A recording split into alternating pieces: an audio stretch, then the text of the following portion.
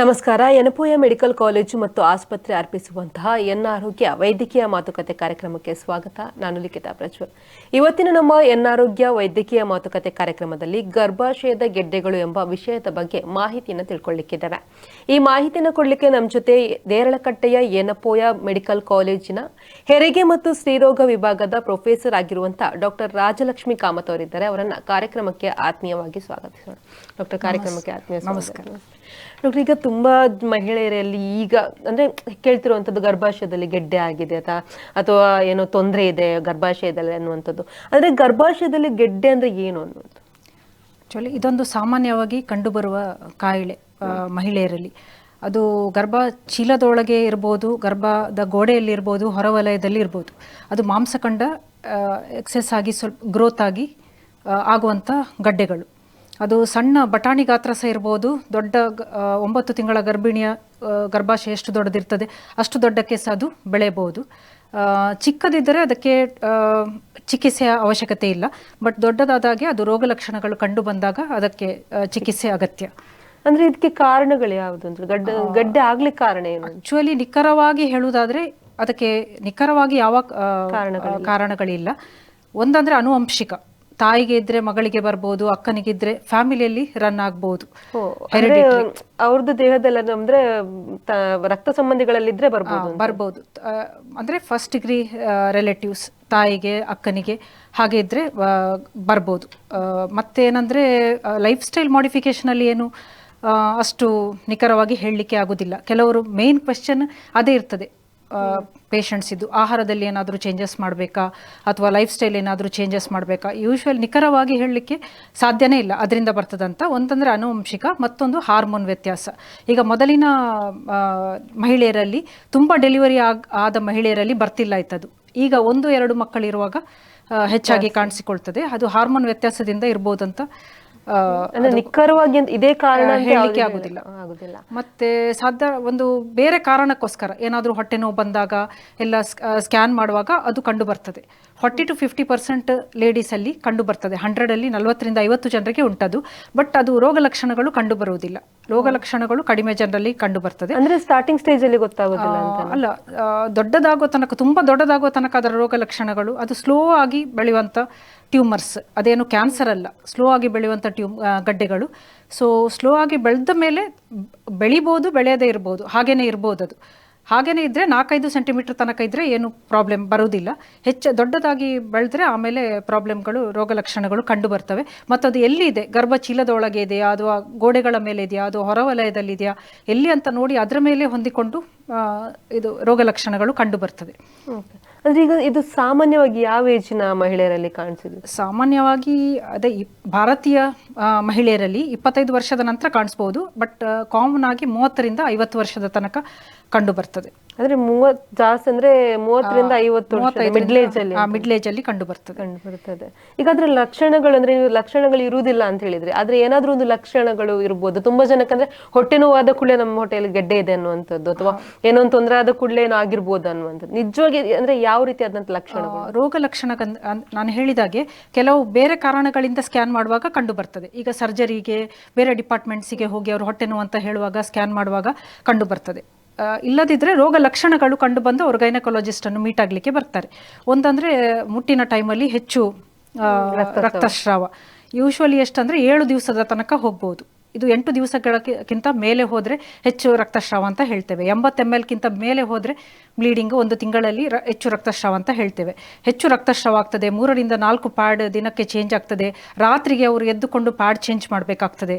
ಆಮೇಲೆ ಗಟ್ಟಿಗಳು ಹೋಗ್ತವೆ, ಬ್ಲಡ್ ಇದು ಗಟ್ಟಿಗಳು. ಆಮೇಲೆ ಏನಾಗ್ತದಂತೆ, ರಕ್ತ ಕಮ್ಮಿ ಆಗ್ತಾ ಹೋಗ್ತದೆ ಅವರ ಬಾಡಿಯಲ್ಲಿ. ಆಗ ಅವರಿಗೆ ಗೈನಕಾಲಜಿಸ್ಟ್ ಅನ್ನು ಕನ್ಸಲ್ಟ್ ಮಾಡಲೇಬೇಕಾಗಿ ಬರ್ತದೆ. ಎರಡನೇದಂದ್ರೆ ಪೇಯ್ನ್, ಮುಟ್ಟಿನ ಟೈಮಲ್ಲಿ ಜೋರು ಹೊಟ್ಟೆ ನೋವು. ಮುಟ್ಟಾಗುವ ಜಸ್ಟ್ 2 ದಿನಗಳ 4-5 ದಿನಗಳ ಮೊದಲು ಸ್ಟಾರ್ಟ್ ಆಗ್ಬೋದು, 2 ದಿನ ಮೊದಲು ಸ್ಟಾರ್ಟ್ ಆಗ್ಬೋದು. ಅವರಿಗೆ ಮುಟ್ಟು ಬರ್ತದೆ ಅಂತ ಗೊತ್ತಾಗ್ತದೆ, ಅಷ್ಟು ಪೇಯ್ನ್ ಸ್ಟಾರ್ಟ್ ಆಗ್ತದೆ. ಆಮೇಲೆ ಬ್ಲೀಡಿಂಗ್ ಆಗಿ ಸ್ವಲ್ಪ ದಿವಸದ ಅಂದರೆ ಒಂದು 2-3 ದಿವಸ ಪೇಯ್ನ್ ಇರ್ಬೋದು, ಅವ್ರ ಬ್ಲೀಡಿಂಗ್ ಆದ ಮೇಲೆ ಪೇಯ್ನ್ ಸ್ಟಾಪ್ ಆಗ್ಬೋದು. ಆದರೆ ಅದು ಪೇಯ್ನಿಂದಾಗಿ ಅವರು ಕನ್ಸಲ್ಟ್ ಮಾಡುವ ಪ್ರಮೇಯ ಬರ್ತದೆ. ಮೂರನೇದಾಗಿ ಅವರಿಗೆ ಹೊಟ್ಟೆ ಮುಟ್ಟುವಾಗ ಸ್ವಲ್ಪ ಗಟ್ಟಿಯಾಗಿ ಕಾಣಿಸ್ಕೊಳ್ಬೋದು, ಗಟ್ಟಿ ಏನೋ ಗಡ್ಡೆ ಇದೆ ಅಂತೇಳಿ ಆ ಥರ. ಅಥವಾ ಬೇರೆಯವರು ಹೇಳ್ಬೋದು ನಿಮ್ಮ ಹೊಟ್ಟೆ ದೊಡ್ಡದಾಗ್ತಾ ಇದೆ ಅಂತ, ಆ ಥರ ಸಿಂಪ್ಟಮ್ಸ್ ಬರ್ಬೋದು.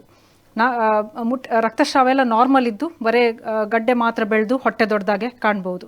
ಮತ್ತೊಂದು ಏನಂದರೆ ಅದು ತುಂಬ ಜಾಗ ಅಂದರೆ ಜಾಗ ಆಕ್ಯುಪೈ ಮಾಡುವಂಥ ಗಡ್ಡೆ ಅದು.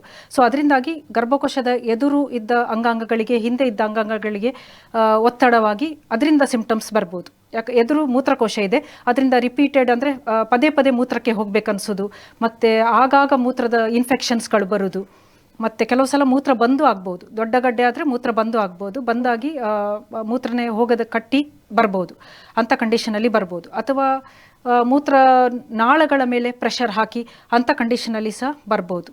ಹಿಂದೆ ಮಲಬದ್ಧತೆ ಬರ್ಬೋದು, ಹಿಂದೆ ಅದರ ಒತ್ತಡದಿಂದಾಗಿ ಮಲಬದ್ಧತೆ ಬರ್ಬೋದು. ಈ ಎಲ್ಲ ರೋಗ ಲಕ್ಷಣಗಳಿದ್ದರೆ ಅವರು ಕನ್ಸಲ್ಟ್ ಮಾಡಬೇಕಾಗಿ ಬರ್ತದೆ.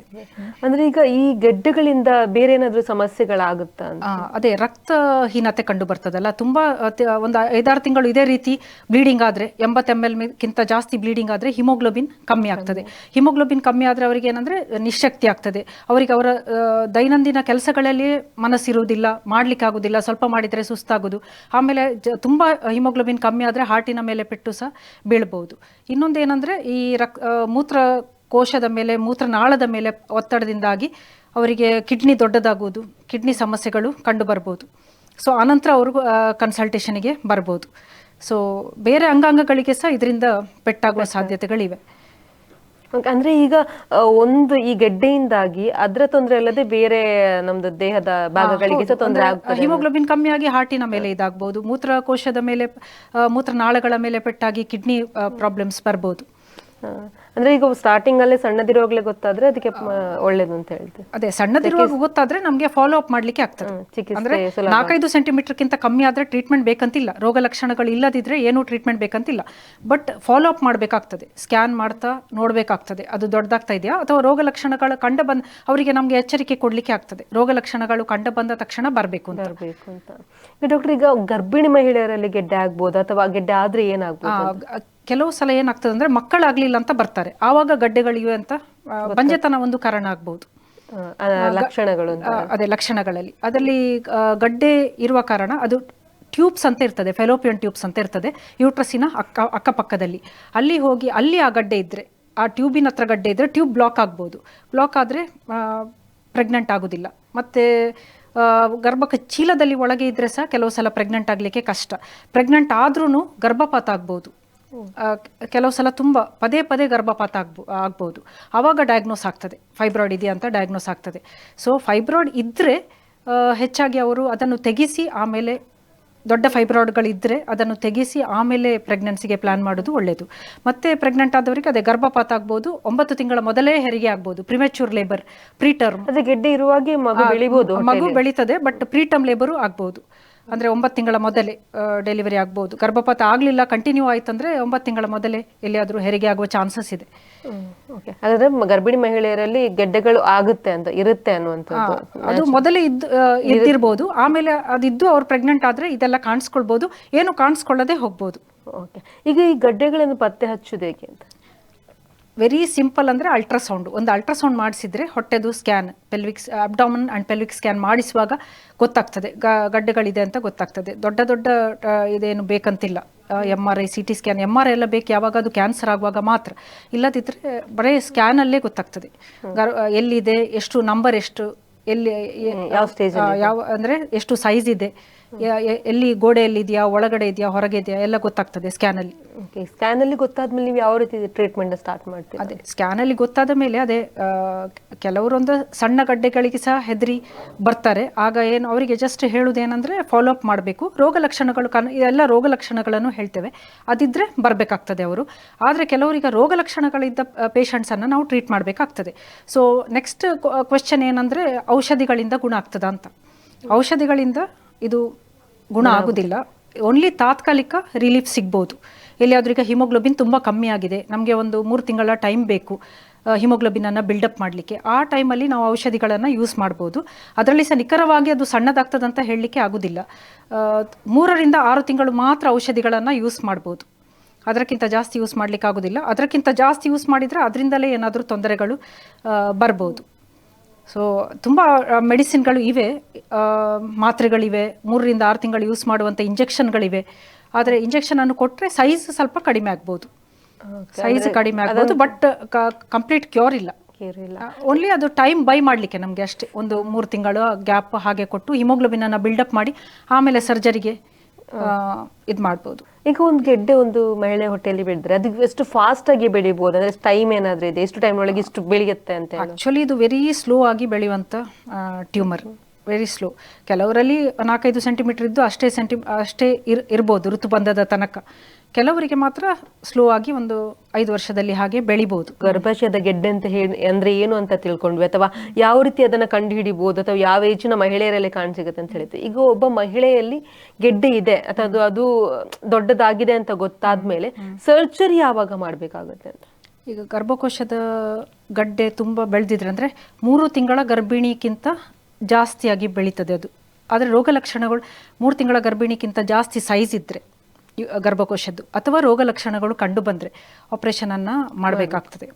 ಸೊ ಬೇರೆ ಬೇರೆ ಇದರ ಮುಖಾಂತರ ಗರ್ಭಕೋಶವನ್ನು ತೆಗಿಬೋದು, ಅಥವಾ ಏಜಿನ ಮೇಲೆ ಹೊಂದಿಕೊಂಡು ಆಪರೇಷನ್ ಮಾಡಬೇಕಾಗ್ತದೆ. ಈಗ 35 ವರ್ಷದ ಕೆಳಗಿನವರಿದ್ದಾರೆ, ಅವರಿಗೆ ಇನ್ನೊಂದು ಮಗು ಬೇಕು, ಒಂದು ಮಗು ಮಾತ್ರ ಇದೆ, ಇನ್ನೊಂದು ಮಗು ಬೇಕು, ಆಗ ಗಡ್ಡೆಯನ್ನು ಮಾತ್ರ ತೆಗಿತೇವೆ. ಸಣ್ಣ ಏಜಿನಲ್ಲಿ ಗಡ್ಡೆಯನ್ನು ಮಾತ್ರ ತೆಗೆಯುತ್ತೇವೆ. ಅದಕ್ಕೆ ಫೈಬ್ರಾಯ್ಡ್ಗೆ ಇನ್ನೊಂದು ಹೆಸರು ಮಯೋಮಾ. ಸೊ ಇದನ್ನು ಮಯೋಮೆಕ್ಟಮಿ ಅಂತ ಹೇಳ್ತೇವೆ. ಗರ್ಭಕೋಶದ ಗಡ್ಡೆಯನ್ನು ಮಾತ್ರ ತೆಗೆದು ಗರ್ಭಕೋಶವನ್ನು ಪ್ರಿಸರ್ವ್ ಮಾಡ್ತೇವೆ. ಆದರೆ ಆ ಸರ್ಜರಿದು ಮೇನ್ ಪ್ರಾಬ್ಲಮ್ ಏನಂದರೆ ಬ್ಲೀಡಿಂಗ್ ಆಗುವಂಥದ್ದು. ಸೊ ಗರ್ಭಕೋಶದ ಆ ಗಡ್ಡೆಯನ್ನು ಮಾತ್ರ ತೆಗೆಯುವಾಗ ನಾವು ಗರ್ಭಕೋಶವನ್ನು ತೆಗಿಬೇಕಾಗ್ಬೋದು as a life saving measure, ಅಂದರೆ ಜೀವಕ್ಕೆ ಅಪಾಯ ಬರುವಂಥ ಕಂಡೀಷನಲ್ಲಿ ಗರ್ಭಕೋಶವನ್ನು ತೆಗಿಬೇಕಾಗ್ಬೋದು ಎಂದು ಕನ್ಸೆಂಟನ್ನು ತಗೊಳ್ತೇವೆ. ಆದರೆ 99% ನಾವು ಗರ್ಭದ ಗಡ್ಡೆಯನ್ನು ಮಾತ್ರ ತೆಗಿಲಿಕ್ಕೆ ಪ್ರಯತ್ನ ಮಾಡ್ತೇವೆ, ಅದು ಸಣ್ಣ ಏಜಿನಲ್ಲಿ. ಆದರೆ 40 ವರ್ಷ ಕ್ರಾಸ್ ಆದವರಲ್ಲಿ, ಮಕ್ಕಳೆಲ್ಲ ಫ್ಯಾಮಿಲಿ ಎಲ್ಲ ಕಂಪ್ಲೀಟ್ ಆದವರಲ್ಲಿ ನಾವು ಗರ್ಭಕೋಶವನ್ನೇ ತೆಗೆಯುವ ಶಸ್ತ್ರಚಿಕಿತ್ಸೆ ಮಾಡ್ತೇವೆ. ಯಾಕಂದರೆ ಅದು ಗರ್ಭಕೋಶದ ಗಡ್ಡೆಯನ್ನು ಮಾತ್ರ ತೆಗೆದ್ರೆ ಅದರ ಪ್ರಾಬ್ಲಮ್ ಏನಂದರೆ ಮುಂದಕ್ಕೆ ಅದು ಗ್ರೋ ಆಗ್ಬೋದು, ಅಂದರೆ ಪುನಃ ಬೆಳಿಬೋದು. ಒಂದ್ಸಲ ಗೆಡ್ಡೆ ತೆಗೆದ್ರೆ ಮತ್ತೆ ಮುಟ್ಟು ನಿಲ್ಲುವ ತನಕ ಬೆಳೆಯುವ ಚಾನ್ಸಸ್ ಇದೆ, ಪುನಃ ಬೆಳೆಯುವ ಒಂದ್ಸಲ ನೀವು ಅದನ್ನ ಕಂಪ್ಲೀಟ್ ಆಗಿ ತೆಗೆದ ಮೇಲೆ ಮತ್ತೆ ಅದು ಪ್ರಾರಂಭದಿಂದಲೇ ಬೆಳೀತದೆ ಅಂತ ಬೆಳೆಯುವ ಚಾನ್ಸಸ್ ಇದೆ. ಅದಕ್ಕೆ ನಾವು ಸಣ್ಣ ಏಜಲ್ಲಿ ಅವರಿಗೆ ಹೇಳ್ತೇವೆ ಬೆಳೆಯುವ ಚಾನ್ಸಸ್ ಇದೆ ಅಂತ. ಬಟ್ 40 ವರ್ಷದ ನಂತರದವರಿಗೆ ಗರ್ಭಕೋಶವನ್ನೇ ತೆಗೆಯುವುದು ಬೆಟರ್ ಅಂತ ಹೇಳ್ತೇವೆ. ಸೊ ಬೇರೆ ಬೇರೆ ರೀತಿಯಲ್ಲಿ ತೆಗಿಬಹುದು. ಒಂದಂದರೆ ಕೆಳಗಿನಿಂದ, ಅಂದರೆ ಗರ್ಭದ್ವಾರದಿಂದ ಗರ್ಭಕೋಶವನ್ನು ತೆಗಿಬಹುದು, ಅಥವಾ ಹೊಟ್ಟೆಯನ್ನು ಓಪನ್ ಮಾಡಿ ಕೊಯ್ದು ಗರ್ಭಕೋಶವನ್ನು ತೆಗಿಬೋದು. ಈಗ ಏನಂದರೆ ಕೀ ಹೋಲ್ ಸರ್ಜರೀಸ್ ಬಂದಿದೆ, ದಟ್ ಈಸ್ ಲ್ಯಾಪ್ರೋಸ್ಕೋಪಿ ಅಂತ ಹೇಳ್ತೇವೆ. ಲ್ಯಾಪ್ರೋಸ್ಕೋಪಿ ಮುಖಾಂತರ ಸಹ ಗರ್ಭಕೋಶವನ್ನು ತೆಗಿಬೋದು. ಈಗ ಒಬ್ಬ ಮಹಿಳೆಯಲ್ಲಿ ಋತುಬಂಧದ ನಂತರ ಆ ಗರ್ಭಕೋಶದ ಗೆಡ್ಡೆಗಳು ಏನಾಗುತ್ತೆ ಅನ್ನುವಂಥದ್ದು, ಅಂದ್ರೆ ಈಗ ಒಂದು ಪ್ರಾಯದಲ್ಲಿ ಅವ್ರೇನೋ ಕಾರಣಕ್ಕಾಗಿ ಸ್ಕ್ಯಾನ್ ಮಾಡಿದ್ರು, ಆಗ ಒಂದು ಗರ್ಭಕೋಶದ ಗಡ್ಡೆ ಇದೆ, ಚಿಕ್ಕದು ಗಡ್ಡೆ ಇದೆ, ಅದೇನಾಗ್ತದೆ ಅಂದರೆ ಅದು ಕುಗ್ಗಿ ಹೋಗ್ತದೆ. ಅದನ್ನು ನಾವು ಜಸ್ಟ್ ಫಾಲೋ ಅಪ್ ಮಾಡ್ತೇವೆ. ಮುಟ್ಟು ನಿಂತ ಮೇಲೆ, ಅಂದರೆ ಋತುಬಂಧ ಆದ ಮೇಲೆ ಅದು ಕರಗಿ ಹೋಗ್ತದೆ. ಬಟ್ ಅದು ಕರಗಿ ಹೋಗಲಿಲ್ಲದಿದ್ದರೆ ಎಲ್ಲಿಯಾದರೂ ಕ್ಯಾನ್ಸರ್ ಆಗುವ ಚಾನ್ಸಸ್ ಇದೆ. 0.5% ಚಾನ್ಸಸ್ ಇದೆ. ಅಂದರೆ ಋತುಬಂಧಕ್ಕಿಂತ ನಂತರ ಸಹ ಅಂದರೆ ಫಾಲೋ ಅಪ್ ಮಾಡಬೇಕಾಗ್ತದೆ, ನಾವು ಹಾಗೆ ಬಿಡಲಿಕ್ಕೆ ಆಗೋದಿಲ್ಲ. ಚಾನ್ಸಸ್ ಕಮ್ಮಿ, ಬಟ್ ಚಾನ್ಸಸ್ ಇದೆ. ಓಕೆ. ಅಂದರೆ ಒಬ್ಬ ಮಹಿಳೆಯರಲ್ಲಿ ಈಗ ನೀವು ಆಗ ಹೇಳ್ದಾಗೆ ಅದು ಬೆಳೆಯೋದು ನಿಲ್ಲುತ್ತೆ ಋತುಬಂಧದ ನಂತರ ಅಂತ ಅನ್ನುವಂಥದ್ದು, ಆಗ ಅದನ್ನ ತೆಗಿಬಹುದು? ಅಂದ್ರೆ ಅಲ್ಲಿವರೆಗೆ ವೆಯ್ಟ್ ಮಾಡ್ತೀರಾ ಅಥವಾ ಅದಕ್ಕಿಂತ ಮುಂಚೆನೆ? ಇಲ್ಲ, ನಾವು ಋತುಬಂಧ ತನಕ ವೆಯ್ಟ್ ಮಾಡ್ತೇವೆ. ಋತುಬಂಧ ನಂತರ ಅದು ಕುಗ್ಗುವ ತನಕ ಸ್ಕ್ಯಾನಿಂಗ್ ಮಾಡಿ ನೋಡಬೇಕಾಗ್ತದೆ. ಸ್ಕ್ಯಾನಿಂಗ್ ಮಾಡಿ ಫಾಲೋ ಅಪ್ ಮಾಡಬೇಕಾಗ್ತದೆ ಅವರಿಗೆ. ಈಗ ಒಬ್ಬ ನೀವಾಗಲೇ ಹೇಳ್ದಾಗೆ ಲ್ಯಾಪ್ರೋಸ್ಕೋಪಿ ಈಗ ಬಂದಿದೆ, ಅದು ತುಂಬಾ ಉಪಯೋಗ ಆಗುತ್ತೆ. ಯಾವ ರೀತಿಯಾಗಿ ಉಪಯೋಗ ಆಗುತ್ತೆ ಅನ್ನೋದು? ಗರ್ಭಕೋಶ ಅಂದರೆ ಹೊಟ್ಟೆ ಓಪನ್ ಮಾಡಿ ಗರ್ಭಕೋಶವನ್ನು ತೆಗೆದ್ರೆ ಅವರಿಗೆ ಹೆಚ್ಚು ಟೈಮ್ ರೆಸ್ಟ್ ಬೇಕಾಗ್ತದೆ, ಮತ್ತು ಹೊಟ್ಟೆಯಲ್ಲಿ ಗಾಯ ಇರ್ತದೆ, ಪೇಯ್ನ್ ಜಾಸ್ತಿ, ಅದೆಲ್ಲ ಇರ್ತದೆ. ಬಟ್ ಕೀ ಹೋಲ್ ಸರ್ಜರಿಯಲ್ಲಿ ರೆಸ್ಟ್ ಕಮ್ಮಿ, ಅವರಿಗೆ ಬೇಗ ಅವರ ಕೆಲಸವನ್ನು ರೆಸ್ಯೂಮ್ ಮಾಡ್ಬೋದು, ಮತ್ತು ಹಾಸ್ಪಿಟಲ್ ಸ್ಟೇ ಕಮ್ಮಿ ಆಗ್ತದೆ. ಸೊ ಅದೆಲ್ಲ ಉದರದರ್ಶಕದ ಉಪಯೋಗಗಳು. ಅಂದ್ರೆ ಎಷ್ಟು ಟೈಮ್ ಬೇಕಾಗುತ್ತೆ? ಈಗ ನಾರ್ಮಲ್ ನೀವು ಬೇರೆ ಶಸ್ತ್ರಚಿಕಿತ್ಸೆಗೂ ಇದು ಲ್ಯಾಪ್ರೋಸ್ಕೋಪಿ ಮಾಡಿದಾಗ ಅವರಿಗೆ ಎಷ್ಟು ಟೈಮ್? ಬೇರೆ ಶಸ್ತ್ರಚಿಕಿತ್ಸೆಗೆ ಆಕ್ಚುಲಿ ನಾವು 1.5 ತಿಂಗಳು ಕಂಪ್ಲೀಟ್ ರೆಸ್ಟ್ ಅಂತ ಹೇಳ್ತೇವೆ. 1.5 ತಿಂಗಳ ನಂತರ 3 ತಿಂಗಳ ತನಕ ಭಾರ ಎತ್ತಲಿಕ್ಕಿಲ್ಲ ಅಂತ ಹೇಳ್ತೇವೆ. ಸೊ 3 ತಿಂಗಳ ತನಕ ಆಲ್ಮೋಸ್ಟ್ ಅವ್ರು ರೆಸ್ಟ್ ಮಾಡಬೇಕಾಗ್ತದೆ. ಬಟ್ ಲ್ಯಾಪ್ರೋಸ್ಕೋಪಿಯಲ್ಲಿ ಮೇ ಬಿ 1 ಮಂತ್ ಒಳಗೆ ಅವರೆಲ್ಲ ಅವರ ಕೆಲಸವನ್ನು, ಅಂದ್ರೆ ಮೊದಲಿನ ಜಾಬಿಗೆ ಹೋಗುವ ಮಹಿಳೆಯರಿಗೆಲ್ಲ ಅದು ಲ್ಯಾಪ್ರೋಸ್ಕೋಪಿ ತುಂಬಾ ಉಪಯೋಗ ಆಗ್ತದೆ. ಓಕೆ ಡಾಕ್ಟರ್, ಈಗ ನೀವು ಹೇಳಿದ್ರಲ್ಲ ಇದು ಕ್ಯಾನ್ಸರ್ ಆಗುವ ಸಾಧ್ಯತೆ ಇದೆ ಅಂತ, ಅಂದ್ರೆ ಎಷ್ಟು ಸಾಧ್ಯತೆ ಇದೆ ಮತ್ತೆ ಅದರ ಲಕ್ಷಣಗಳೇನು? ಅದೇ 99.5% ಅಲ್ಲಿ ಕ್ಯಾನ್ಸರ್ ಆಗುವುದಿಲ್ಲ. ಇದಕ್ಕೆ ಬಿನೈನ್ ಟ್ಯೂಮರ್ ಅಂತ ಹೇಳ್ತೇವೆ, ಕ್ಯಾನ್ಸರ್ ಆಗುವುದಿಲ್ಲ. 0.5% ಅಲ್ಲಿ ಕ್ಯಾನ್ಸರ್ ಆಗುವ ಸಾಧ್ಯತೆ ಇದೆ. ಅದು ಅದಕ್ಕಾಗಿ ನಾವು ಮುಟ್ಟು ನಿಂತ ಮೇಲೆ ಸಹ ಅವರಿಗೆ ಹೇಳಬೇಕಾಗ್ತದೆ, ನಿಮಗೆ ಒಂದು ಫೈಬ್ರಾಯ್ಡ್ ಇತ್ತು, ಅದು ನಶಿಸಿ ಹೋಗುವ ತನಕ, ಅಂದರೆ ಕುಗ್ಗಿ ಹೋಗುವ ತನಕ ನಾವು ಸ್ಕ್ಯಾನ್ ಮಾಡಿ ನೋಡಬೇಕಾಗ್ತದಂತ. ಅವರಿಗೆ ಏನು ಹೇಳ್ತೇವಂದರೆ ತುಂಬ ಅಂದರೆ ಆಗ ಏನಾಗ್ತದೆ ಅಂದರೆ ಅದು ತುಂಬ ಬೇಗ ಬೆಳೀತದೆ. ಕ್ಯಾನ್ಸರ್ ಆದರೆ ಅದು ಬೇಗ ಸೈಜ್ ದೊಡ್ಡದಾಗ್ತದೆ, ಆಮೇಲೆ ಬ್ಲೀಡಿಂಗ್ ಆಗ್ತದೆ ಅವರಿಗೆ ಮುಟ್ಟು ನಿಂತ ಮೇಲೆ. ಈಗ 1 ವರ್ಷದ ತನಕ ಬ್ಲೀಡಿಂಗ್ ಆಗಲಿಲ್ಲ, ಋತುಸ್ರಾವ ಆಗಲಿಲ್ಲ ಅಂದರೆ ಆಮೇಲೆ ಮುಟ್ಟು ನಿಂತಿತ್ತಂತ ಲೆಕ್ಕ, ಋತುಬಂಧ ಬಂದಿತ್ತಂತ ಲೆಕ್ಕ. ಆಫ್ಟರ್ 1 ವರ್ಷದ ನಂತರ ಎಲ್ಲಿಯಾದರೂ ಬ್ಲೀಡಿಂಗ್ ಕಂಡು ಬಂದರೆ ಇಮಿಡಿಯೇಟ್ಲಿ ಅವರು ಬರಬೇಕಾಗ್ತದೆ, ಫೈಬ್ರಾಯ್ಡ್ ಇದ್ದವರು. ಆದ್ದರಿಂದ ಸ್ಕ್ಯಾನಿಂಗಲ್ಲಿ ಎಲ್ಲ ಫೈಬ್ರಾಯ್ಡ್ ಗೊತ್ತಾದವರು ಅದನ್ನು ಮನಸ್ಸಲ್ಲಿ ಇಟ್ಕೊಳ್ಬೇಕಾಗ್ತದೆ. ಸೈಜ್ ದೊಡ್ಡದಾಗೋದು ಅಥವಾ ಬ್ಲೀಡಿಂಗ್ ಆಗೋದು ಅದು ಕ್ಯಾನ್ಸರ್ದು ಲಕ್ಷಣ. ಅಂದ್ರೆ ಎಲ್ಲಾ ಗೆಡ್ಡೆಗಳು ಕ್ಯಾನ್ಸರ್ ಆಗುದಿಲ್ಲ? ಎಲ್ಲ ಗಡ್ಡೆಗಳು ಆಗುದಿಲ್ಲ, 0.5% ಮಾತ್ರ. ಬಟ್ ಒಂದು ವೇಳೆ ಆದರೆ ಅದು ಬೇಗ ಹಬ್ಬುವಂತಹ ಕ್ಯಾನ್ಸರ್. ಅಂದ್ರೆ ಅದರಲ್ಲಿ ಬೇರೆ, ಈಗ ಕೆಲವರು ಹೇಳ್ತಾರಲ್ಲ ಆ ರೀತಿ ಇರುತ್ತೆ, ಈಗ ಅಂದ್ರೆ ಕೆಲವೊಂದು ಬೇಗ ದೊಡ್ಡದಾಗುತ್ತೆ, ಬೇಗ ಗೆಡ್ಡೆಗಳು ಜಾಸ್ತಿ ಆಗುತ್ತೆ, ಕೆಲವೊಂದು ಆಗುದಿಲ್ಲ ಅನ್ನೋದು ನಿಜಾನ ಅಂತ? ಇಲ್ಲ, ಫೈಬ್ರಾಯ್ಡ್ಸ್ ಅಲ್ಲಿ ಯೂಶುವಲಿ ಕ್ಯಾನ್ಸರ್ ಭಾರಿ ಕಮ್ಮಿ, ಭಾರಿ ರೇರ್ ಆಗಿ ಕಂಡು ಬರ್ತದೆ. ಸೊ ಅದರಿಂದ ಅವರು ಎಷ್ಟು ವರ್ಷ ತಗೊಂಡಾದ ಮೇಲೆ ಸಹ ಸರ್ಜರಿ ಮಾಡಿದರೆ ರೋಗ ಲಕ್ಷಣ ಇಲ್ಲದಿದ್ದರೆ ಅವರು ಎಷ್ಟೋ ವರ್ಷ ಅದನ್ನು ಇಟ್ಕೊಂಡಿರ್ತಾರೆ ಒಳಗಡೆ, ಯಾವುದೋ ಒಂದು ಕಾರಣಕ್ಕೆ ಕಂಡು ಬಂದು ಮತ್ತೆ ಆಪರೇಷನ್ ಮಾಡಬೇಕಾಗ್ತದೆ ಸೈಜ್ ದೊಡ್ಡದಾಗುವಾಗ. ಈಗ ಕೆಲವೊಂದು ಮಿಡ್ಲ್ ಕ್ಲಾಸ್ನವ್ರು ಇರ್ಬೋದು, ಅಥವಾ ಏನೋ ಇದು ಫಿನಾನ್ಷಿಯಲ್ ತುಂಬ ಇದು ಕಷ್ಟ ಇರುವಂಥವ್ರಿಗೆ ಇಂಥ ಚಿಕ್ಕ ರೋಗಗಳು ಬಂದಾಗ, ಗೆಡ್ಡೆಗಳು ಬಂದಾಗ ಅವರಿಗೆ ಸರ್ಜರಿ ಮಾಡಬೇಕು ಅಂತ ಹೇಳಿದಾಗ ತುಂಬಾ ಕಷ್ಟ. ಅದು ಅವ್ರು ಫಸ್ಟ್ ಆಲೋಚನೆ ಮಾಡುವಂಥದ್ದು ಅವ್ರದ್ದು ಹಣಕಾಸಿನ ಪರಿಸ್ಥಿತಿ ಯಾವ ರೀತಿ ಇರುತ್ತೆ ಅಂತ. ಈಗ ನಿಮ್ಮಲ್ಲಿ ಎನಪೋಯ ಹಾಸ್ಪಿಟಲ್ನಲ್ಲಿ ಇದಕ್ಕೆ ಈ ಎಲ್ಲ ಟ್ರೀಟ್ಮೆಂಟ್ಗಳಿಗೆ ಒಂದು ಅಂದಾಜು ಎಷ್ಟು ಖರ್ಚಾಗ್ಬೋದು, ಅಥವಾ ಬೇರೆ ಏನಾದರೂ ಸೌಲಭ್ಯಗಳಿದೆಯಾ? ನಮ್ಮ ಏನಪ್ಪಯ್ಯ ಮೆಡಿಕಲ್ ಕಾಲೇಜ್ ಆಸ್ಪತ್ರೆ ದೇರಳಕಟ್ಟೆಯಲ್ಲಿ ಈಗ ಸದ್ಯಕ್ಕೆ ಏನು ಉದರದರ್ಶಕ ಚಿಕಿತ್ಸೆ ಅಂದರೆ ಲ್ಯಾಪ್ರೋಸ್ಕೋಪಿ ಅವ್ರ ಕೀಹೋಲ್ ಸರ್ಜರಿ ಮಾಡಿದರೆ, ಯೂಟ್ರಸ್ ಮೇಲೆ ಮಾಡಿದರೆ ಎಲ್ಲ ಫ್ರೀಯಾಗಿ ಮಾಡ್ತಾ ಇದ್ದೇವೆ ಈಗ ಸದ್ಯಕ್ಕೆ. ಆಮೇಲೆ ಓಪನ್ ಮಾಡಿ ಮಾಡೋದಾದರೆ ಸಹ ತುಂಬ ಕನ್ಸೆಷನ್ ರೇಟಲ್ಲಿ ಮಾಡ್ತಾ ಇದ್ದೇವೆ. ESI ಎಲ್ಲ ಇದ್ದರೆ ಫ್ರೀಯಾಗಿ ಆಗ್ತದೆ, ಸ್ಕೀಮ್ಗಳೆಲ್ಲ ಇದ್ದರೆ ಫ್ರೀಯಾಗಿ ಆಗ್ತದೆ. ಆಲ್ಮೋಸ್ಟ್ ಅಂತ ಹೇಳಿದರೆ ಹೊರಗಡೆ ಪ್ರೈವೇಟಲ್ಲಿ ಖರ್ಚಾಗುವ ಒಂದು 25% ಸಹ ಇಲ್ಲಿ ಖರ್ಚಾಗೋದಿಲ್ಲ. ಸೊ ಅಷ್ಟು ಸೌಲಭ್ಯಗಳಿದೆ, ತುಂಬ ಕಡಿಮೆ ರೀತಿಯಲ್ಲಿ ಮಾಡಿಕೊಡ್ತೇವೆ. ಅಂದ್ರೆ ಯಾವ ಟೈಮ್ ಇದೆಯಾ, ಅಂದ್ರೆ ಡಾಕ್ಟರ್ಗಳು ಎಷ್ಟು ಈ ವಾರದಲ್ಲಿ ಸಿಗ್ತಾರೆ, ಈ ಟೈಮಲ್ಲಿ ಸಿಗ್ತಾರೆ? ಅಲ್ಲ, ಯಾವ ದಿವಸನೂ ಅವ್ರು ಬರ್ಬೋದು. ಪ್ರತಿ ದಿವಸ ಅಂದರೆ ಒಂದೊಂದು ಯೂನಿಟ್ ಅಂತ ಇದೆ, ಪ್ರತಿ ದಿವಸ ಬರ್ಬೋದು, ಯಾವ ದಿವಸ ಒಪ್ಪಿಡಿಗೆ ಬರ್ಬೋದು. ಆ ಯೂನಿಟಲ್ಲಿ ಅವರು ಅಡ್ಮಿಟ್ ಆಗ್ತಾರೆ. ಮತ್ತು ಶಸ್ತ್ರಚಿಕಿತ್ಸೆ 1 ವಾರದೊಳಗೆ ಆಗ್ತದೆ, ಮತ್ತು 1 ವಾರ ನಿಂತು ಹೋಗ್ಬೋದು. ಹೊಟ್ಟೆ ಓಪನ್ ಮಾಡಿ ಮಾಡುವಂಥದ್ದು. ಉದರದರ್ಶಕ ಆದರೆ ಬೇಗ ಡಿಸ್ಚಾರ್ಜ್ ಮಾಡ್ತೇವೆ, 1 ವಾರದೊಳಗೆ ಡಿಸ್ಚಾರ್ಜ್ ಆಗ್ತದೆ.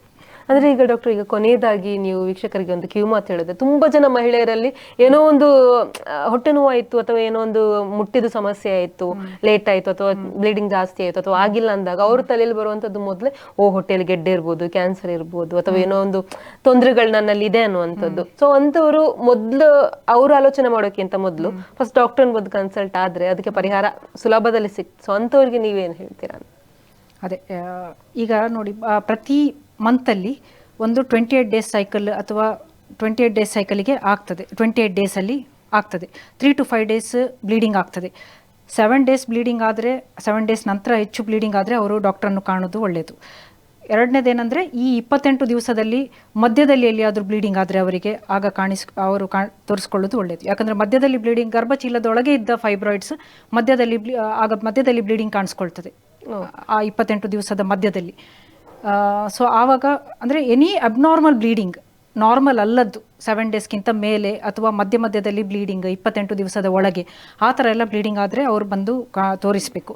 ಆಮೇಲೆ ಪದೇ ಪದೇ ಮೂತ್ರ ಹೋಗಬೇಕಂತ ಆಗೋದು ಅವರಿಗೆ, ಅಥವಾ ಮೂತ್ರ ಬಂದಾಗೋದು, ಅಥವಾ ಆಗಾಗ ಯೂರಿನರಿ ಇನ್ಫೆಕ್ಷನ್ ಆಗೋದು, ಆ ಥರ ಇದ್ದರೂ ಅವ್ರು ಬಂದು ತೋರಿಸ್ಬೇಕಾಗ್ತದೆ. ಆಮೇಲೆ ಜಸ್ಟ್ ಒಂದು ಸಿಂಪಲ್ ಸ್ಕ್ಯಾನಲ್ಲಿ ಗೊತ್ತಾಗ್ತದೆ ಫೈಬ್ರಾಯ್ಡ್ಸ್ ಇದೆಯಾ ಅಂತ. ನಮಗೆ ಗೈನಕಾಲಜಿಕಲ್ ಪರೀಕ್ಷೆಯಲ್ಲೇ ಗೊತ್ತಾಗ್ತದೆ. ಆಮೇಲೆ ನಾವು ಅಲ್ಟ್ರಾಸೌಂಡಲ್ಲಿ ಕನ್ಫರ್ಮ್ ಮಾಡಿಕೊಳ್ತೇವೆ. ಅಂದರೆ ಯಾವುದೇ ಸಮಸ್ಯೆ ಆದರೂ ಸಹ ಅದಕ್ಕೆ ಪರಿಹಾರ ಅನ್ನುವಂತಿದೆ. ಸುಮ್ಮನೆ ಅವರೇ ಟೆನ್ಷನ್ ಮಾಡಿಕೊಂಡು ಮತ್ತಷ್ಟು ಆರೋಗ್ಯ ಸಮಸ್ಯೆಯನ್ನು ಮಾಡ್ಕೊಳ್ಳೋದಕ್ಕಿಂತ ಗೊತ್ತಾದ ಕೂಡಲೇ, ಅಥವಾ ಏನೋ ಒಂದು ಲಕ್ಷಣಗಳು ಅಥವಾ ಅವರಿಗೇನೋ ಡೌಟ್ ಆದ ಕೂಡಲೇ ಬಂದು ಡಾಕ್ಟರ್ನ ಕನ್ಸಲ್ಟ್ ಮಾಡೋದು ಒಳ್ಳೇದು ಅಂತ ಹೇಳ್ತಿದ್ದಾರೆ. ಡಾಕ್ಟರ್, ಇಷ್ಟೊತ್ತಂದ್ರೆ ಗರ್ಭಾಶಯದ ಗಡ್ಡೆ ಬಗ್ಗೆ ಮಹಿಳೆಯರಿಗೆ ಗೊತ್ತಿರುತ್ತೆ, ಈಗಿನವರಿಗೆ ಗೊತ್ತಿರುತ್ತೆ, ಆದ್ರೂ ಕೂಡ ತುಂಬಾ ಜನಕ್ಕೆ ಅದರ ಬಗ್ಗೆ ತಪ್ಪು ಮಾಹಿತಿಗಳು ಜಾಸ್ತಿ ಇರುವಂತದ್ದು. ಅಂದ್ರೆ ಏನೋ ಒಂದು ಕ್ಯಾನ್ಸರ್ ಆಗುತ್ತೆ, ಗೆಡ್ಡೆ ಅಂತ ಹೇಳಿದ ಕೂಡ ನನಗೆ ಕ್ಯಾನ್ಸರೇ ಬರ್ಬೋದು ಅನ್ನೋಂತ ಅವರು ಪ್ರತಿ ಸಲ ಭಯ ಪಡ್ಕೊಂಡೇ ಬದುಕುವಂಥದ್ದು. ಟ್ರೀಟ್ಮೆಂಟ್ ಆಗೋ ಟೈಮಲ್ಲಿ ಸಹ ಅವ್ರು ಭಯ ಪಡ್ಕೊಂಡೇ ಬದುಕುವಂಥದ್ದು. ಸರ್ಜರಿ ಆದ್ಮೇಲೆ ಸಹ ಅವರು ಮತ್ತೆ ಬರ್ಬೋದು ಅನ್ನೋಂತಂದ್ರೆ ಸುತ್ತಮುತ್ತಲ ಸಮಾಜದವ್ರು ಏನೋ ಹೇಳುವಂಥದ್ದು ಆ ರೀತಿ ಇರ್ತದೆ.